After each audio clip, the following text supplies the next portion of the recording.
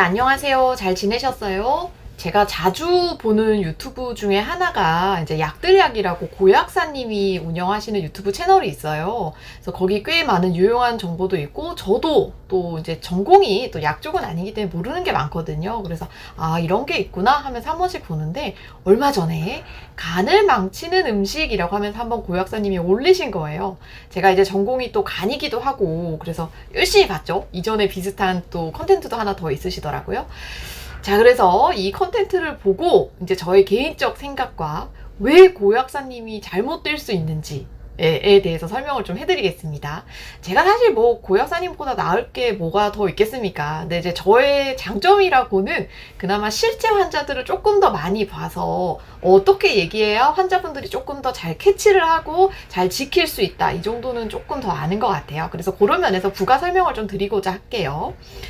자, 우리 고약사님이 얘기하신 한 번만 먹어도 간을 망칠 수 있는 여러 가지 음식의 1번은 패스트푸드입니다. 패스트푸드 저도 강력히 동의하는 바이고요. 그래서 패스트푸드 자체가 일단 문제가 칼로리도 굉장히 높고, 패스트푸드에 같이 들어가는 게 여러분 뭐죠? 콜라나 사이다 이런 소다 음료가 같이 들어가잖아요. 탄산음료가 굉장히 좀 해로울 수 있기 때문에 패스트푸드는 실제로 지방간 발생 그리고 지방간의 진행과도 밀접한 연관을 갖고 있습니다. 자, 두 번째 얘기해 주신 거는 이제 고탄수화물이었고요. 고탄수화물도 마찬가지로 당연히 탄수화물 비중이 높게 식사를 드시면 단백질 비중이 떨어지고, 그러면 지방간 발생이 높다고 되어 있습니다. 그리고 고탄수화물을 하시는 분들이 전반적으로 탄수화물 비율만 높은 게 아니라 전체 칼로리 용량도 높은 경우가 많아요. 그래서 그런 면에서 고탄수화물도 마찬가지로 지방간 발생과 연관이 있기 때문에 지금은 권유를 하지 않고 있었습니다.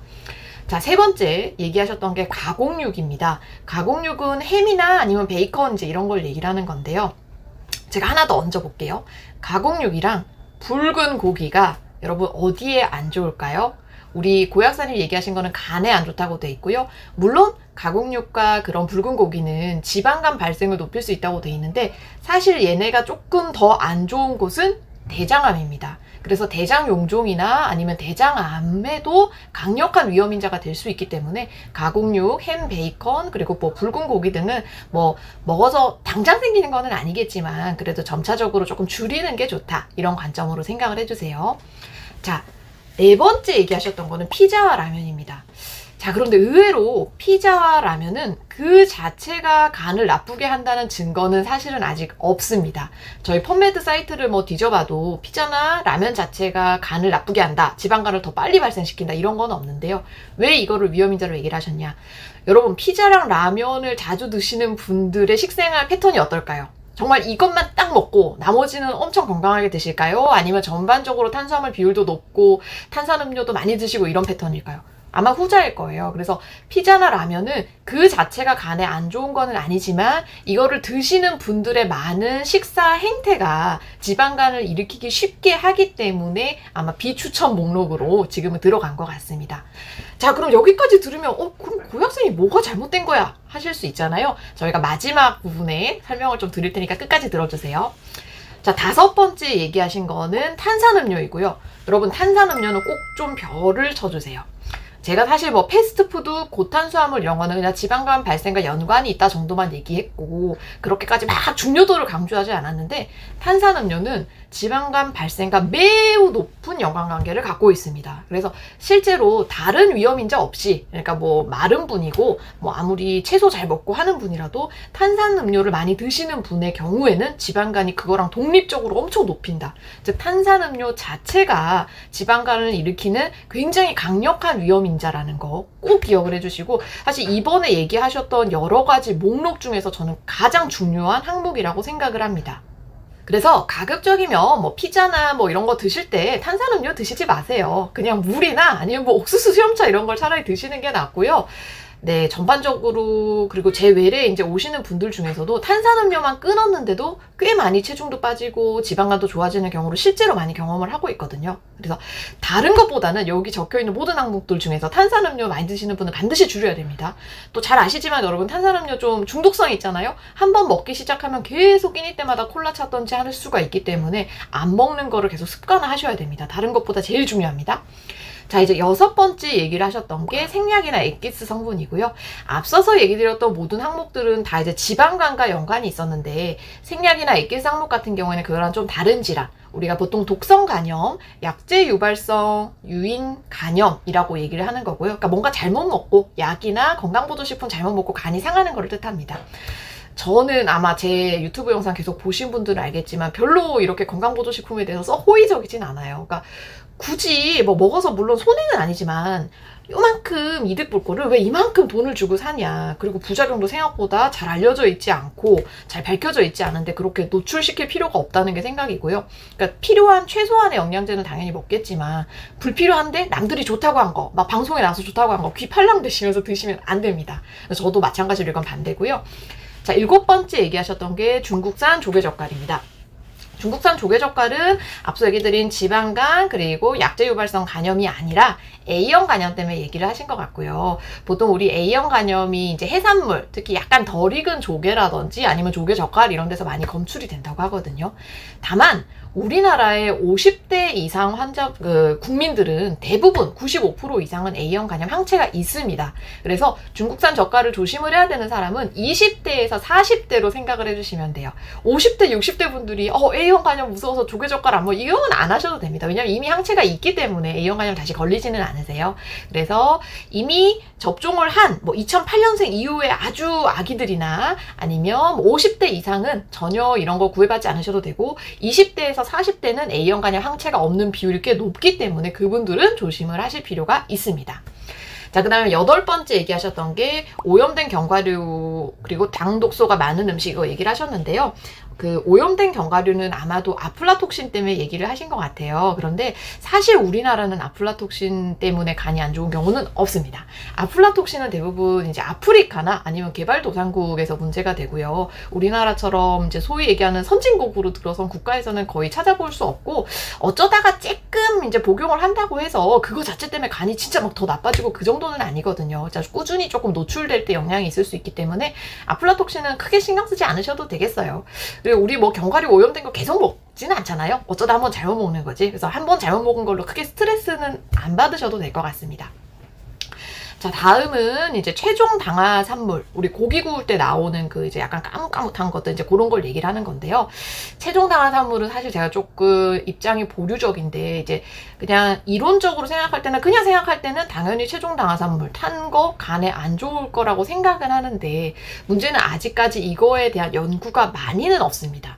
지금까지 된 연구는 최저 당화 산물이 예전에는 이제 콩팥에서 대사가 된다고 했었는데 최근 동물 실험을 봤을 때 마우스 실험에서는 간에서도 대사가 어느 정도 조금 되고 있고 따라서 최종 당화 산물을 많이 먹으면 간에도 당연히 영향이 좀 있을 수 있겠구나 정도는 밝혀졌어요. 그런데 실제 사람에서 최종 당화 산물을 많이 먹는 사람이 간이 진짜 지방간이 생긴다던가 간이 빨리 굳는다던가 하는 근거는 아직까지는 부족합니다. 그래서 저는 아마 제 환자분들한테 최종 당화 산물 줄이세요라고는 얘기는 안 할 것 같아요. 네, 개인적으로는. 그리고 이제 10번째 얘기해 주셨던 게 고가당 옥수수 시럽 HFCS 아마 얘기를 하셨던 것 같은데요. 이거는 쉽게 얘기하면은 과당 자체가 굉장히 지방간을 높이는 역할을 합니다. 아까 제가 그 탄산음료 소다 얘기를 드렸잖아요. 소다도 마찬가지고 아니면은 그런 오렌지 주스나 아니면 과일 주스 같은 것도 많이 먹게 되면 그 안에 대부분 과당이 들어가 있게 되거든요. 그래서 과당을 많이 먹게 되면 과당 자체가 지방간을 높이는 강력한 위험인자이기 때문에 마찬가지로 소다 음료랑 비슷하게 그냥 이거는 옥수수 시럽 이렇게 기억을 하실 필요는 없고 그냥 과당이 많은 음식은 좋지 않다 정도만 생각하시면 되고 과당이 많은 음식의 대표적인 예가 탄산수가 아니라 탄산음료입니다. 그래서 그 정도 기억을 해주시면 될 것 같아요. 그리고 하나 더 얘기를 해주셨던 게 이제 트랜스 지방 얘기인데요. 당연히 트랜스 지방은 간에 좋지 않습니다. 그래서 고약사님 얘기하신 것처럼 트랜스 지방 많이 먹게 되면은 지방간 발생률도 높이고 이미 지방간이 있는 사람에게는 간이 빨리 굳게 되는 그런 간 섬유화를 일으키기 때문에 가급적 드시지 않는 게 좋습니다. 자, 그러면 대체 고약사님이 뭐가 잘못된 거냐? 제 생각은 그래요. 이거 너무너무 좋은 내용인데요. 실제로 사람들이 못 지킵니다. 제가 외래에 이제 오시는 분들한테 막 이것저것 이거는 드시고 이거는 드시지 말고 얘기를 드리는데 대략 한 2, 3개월은 지키세요. 그런데 이게 한 6개월이 넘어가기 시작하면은 이대로 사시는 분이 없고 솔직히 이거 이렇게 다 지키게 되면은 먹을 음식이 얼마 없습니다. 그래서 최대한 간략하게 얘기를 드리는 게 오래 지킬 수 있는 길이고요. 우리나라 사람들은 3이라는 숫자를 많이 좋아하잖아요. 그래서 간 건강과 관련해서 3가지로 저는 압축을 해드리고자 합니다. 첫 번째, 앞쪽에 나왔던 수많은 그런 음식들이 나쁘게 하는 거는 지방간이었죠. 그런데 지방간은 대부분 간만 나빠지는 게 아니라 살찌고 대사성 질환 생기고 인슐린 저항성 생기고 이런 것들이 같이 묶여서 오거든요. 그래서 여러분 식단 조절하시고 운동하세요. 그냥 뭐 지방간에 대해서 이 음식 먹지 않고 이 음식 먹지 않고 이렇게 복잡하게 기억하시기보다는 살찌지 말고 식단 관리해서 그리고 운동하시고 요거를 큰 틀로만 기억을 하시면 됩니다. 그래서 전반적으로 우리가 그러면 식단 관리와 운동 중에 뭐가 더 중요한가 얘기를 하는데 보통은 식단이 한 80% 정도의 중요도를 가지고 있고 운동은 생각보다 20% 정도밖에 안 됩니다. 따라서 식단 관리가 훨씬 중요하고 음식의 일정 부분 종류보다는 전체 칼로리가 가장 중요한 요소입니다. 그러니까 아침에 많이 먹었으면 저녁에 좀 줄이고 이게 하루에 들어가는 칼로리 자체가 줄어야 되고 음식의 구성이나 비율은 칼로리가 조정되고 난 이후입니다. 막 하루에 5,000칼로리씩 먹는 분들이 난 단백질을 많이 먹고 탄수화물을 줄이니 괜찮다 이렇게 얘기를 하는 건 어불성설이거든요. 그래서 살찌지 않으셔야 되고 살찌지 않는 거에 가장 중요한 거는 식단 관리인데 식단 관리에서는 칼로리 전체량이 제일 중요하고 그 다음이 구성이다. 이거를 꼭 기억해 주시고요.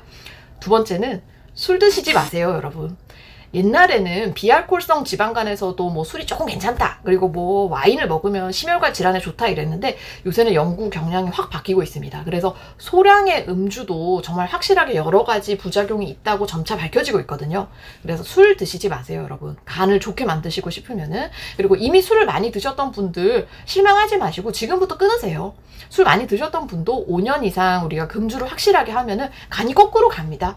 굳었던 간들이 실제로 풀리고 하는 것들이 조직학적 소견에서 보이거든요. 그래서 술 끊으시는 거 두 번째고요. 세 번째는 다 아시겠지만 불필요한 영양제를 주변 사람들 말에 홀려서 많이 드시지 마세요. 주변 사람들 말은 이웃 사람일 수도 있고 아니면 저 불필요한 TV에서 나오는 광고라든지 아니면 잘못된 전문가의 얘기에 너무 귀를 기울이지 마세요. 대부분 영양제잖아요. 영양제는 아무래도 먹었을 때 한계가 있게 마련입니다. 병 자체를 얼마나 굉장히 고칠 수 있는 능력은 크게 많이 없어요. 그 정도 효과를 기대를 하시려면 병원을 가서 실제 처방된 약을 드시는 게 좋고요. 그래서 요만한 효과에 이만한 돈을 들이지 마시고 오히려 그렇게 더 많이 더 챙겨 먹다가 독성 간염만 계속 유발을 할 수 있습니다. 네, 오늘 여기까지였고요. 아무튼 좋은 컨텐츠 제공해 주시고 사실 HFCS 같은 경우에는 저도 이번에 찾아보면서 많이 알게 된 내용이었는데 좋은 내용 알려주신 고약사님께 다시 한번 감사드립니다. 팬이에요. 좋은 하루 되세요.